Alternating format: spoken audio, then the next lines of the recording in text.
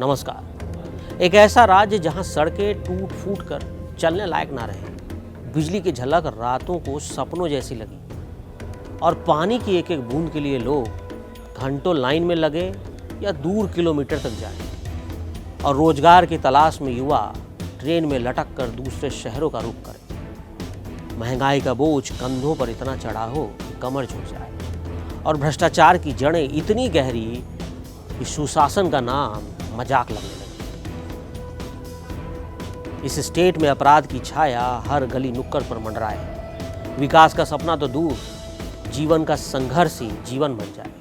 लेकिन फिर भी हर 5 साल में जब चुनाव का बिगुल बजे तो ये सारे मुद्दे किनारे सड़क जाते हैं और एक नया चेहरा उभरता है जो सबको गौन कर देता है। वो शब्द है जाति।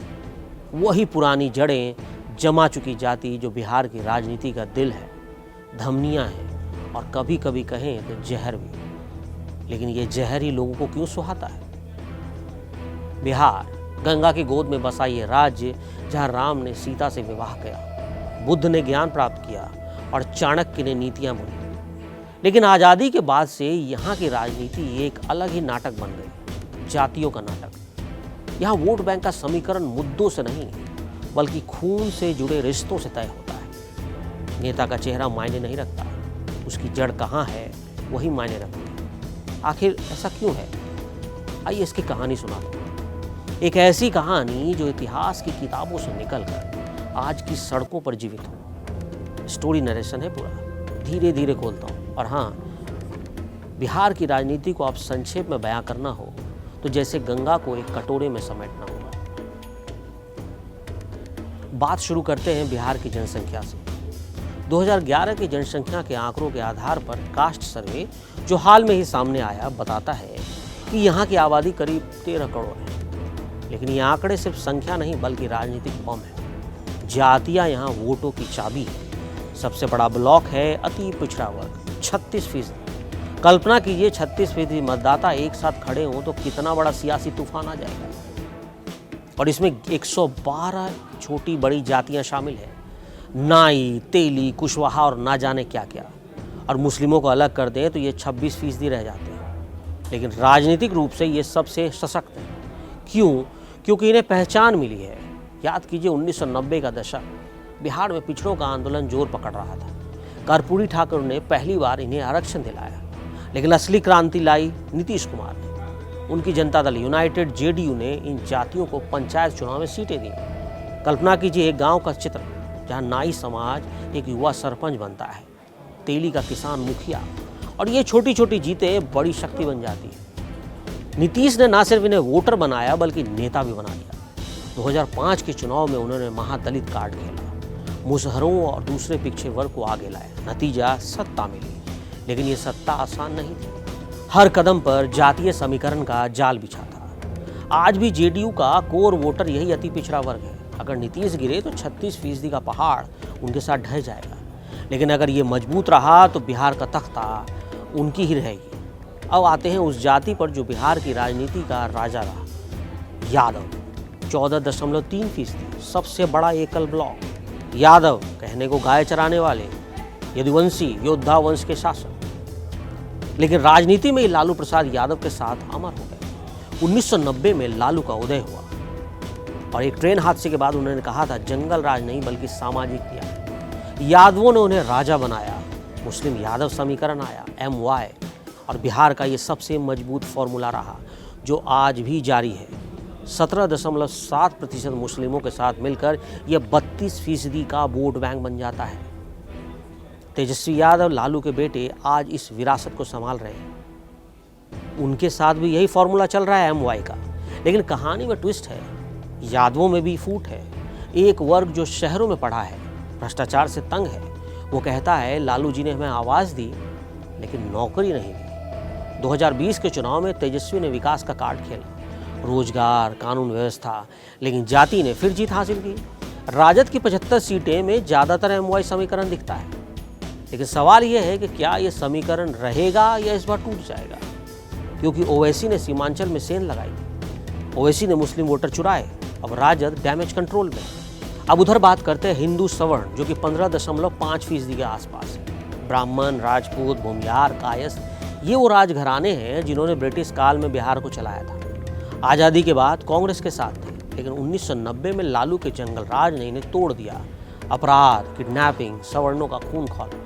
और तब आया बीजेपी का वक्त। नरेंद्र मोदी की लहर में ये पूरी तरह से बीजेपी के हो गए। कल्पना कीजिए 2014 की तस्वीर, पटना के राजपूत मोहल्ले में और भूमियार गांव में राम मंदिर का नारा। आज ये बीजेपी का किला है, लेकिन खतरा बड़ा है। नीतीश के साथ गठबंधन टूटा तो सवर्ण वोट बिखर सकता है। चिराग पासवान ने 2020 में इन्हें लुभाया, लेकिन बीजेपी ने संभाल लिया। सवर्णों की ताकत ये है कि वो शिक्षित हैं, संगठित हैं, और एक ब्राह्मण वकील की कलम, एक राजपूत योद्धा की तलवार, दोनों राजनीति में घातक हो सकती है। अब आइए लव कुश की कहानी। कुर्मी और कुशवाहा, वोट 7.1। राम के पुत्र लव और कुश की तरह ये भी ओबीसी के योद्धा हैं। एक समय सवर्णों के खिलाफ विद्रोह कर रहे थे, लेकिन यादवों का प्रभुत्व आया तो असंतोष आया। कहा हम भी पिछड़े हैं, लेकिन यादवों के नीचे क्यों, ये सवाल उठा। और नीतीश कुमार ने शायद उनकी आवाज़ सुनी। उन्होंने कुर्मी, कुशवाहा को आगे लाए और आरक्षण योजनाएं चलाई। आज से जेडीयू का दूसरा स्तंभ यही बन गए। पटना के कुशवाहा बाजारों में नीतीश की तस्वीरें टंगी हैं, लेकिन ट्विस्ट आया साल 2020 में, जब चिराग पासवान ने इन्हें लुभाने की कोशिश की। नतीजा, जेडीयू को नुकसान हुआ। लव कुश समीकरण टूटा तो बिहार का गणित बिगड़ जाएगा। अब दलितों की बारी सुनिए। पासवान दुसाध 5.3%।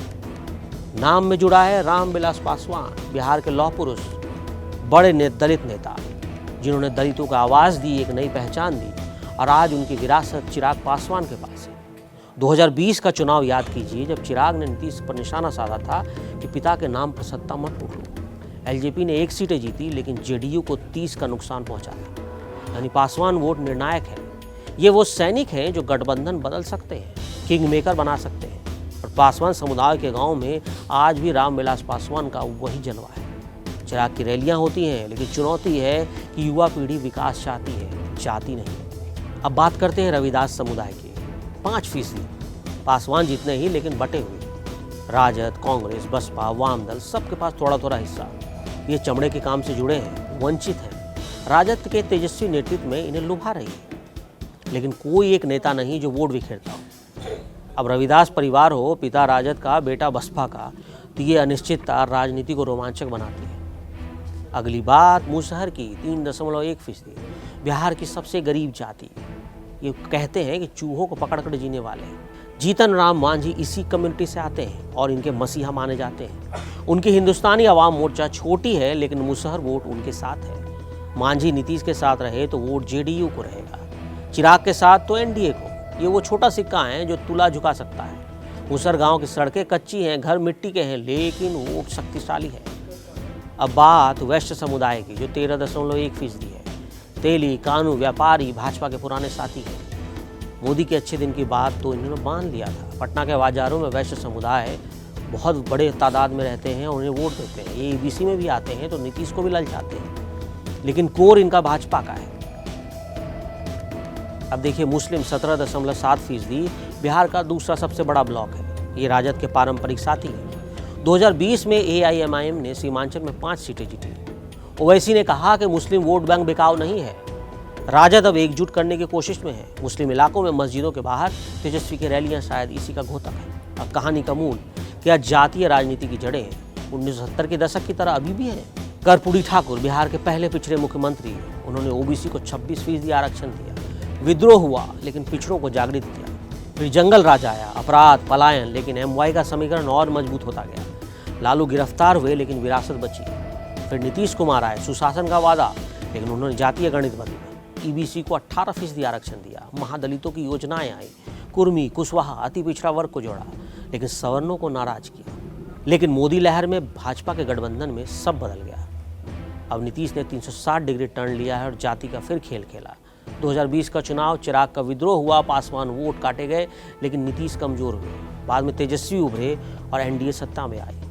अब 2025 की बात करते हैं। जातियां फिर मैदान में हैं। विकास के मुद्दे, बात तो है, लेकिन जाति के चश्मे से। सड़कें बनेंगी, लेकिन किस गांव में, वो जाति तय करेगी। बिजली आएगी, किस टोले में आएगी, वो भी शायद जाति ही तय करेगी। तो बिहार की राजनीति जातियों का अनंत चक्र है, एक चक्रव्यूह की तरह। जटिल है, जीवंत है। यहाँ मुद्दे फीके पड़ जाते हैं, क्योंकि वोट खून से जुड़ा है। लेकिन सवाल, कब टूटेगा ये चक्र? जब युवा कहेंगे जाति नहीं नौकरी चाहिए, जब कहेंगे जाति नहीं विकास चाहिए, और जब वो कहेंगे कि जाति नहीं सड़कें चाहिए। क्या तब तक ये कहानी ऐसी ही चलती रहेगी, गंगा की लहरों की तरह अनियंत्रित और अनंत?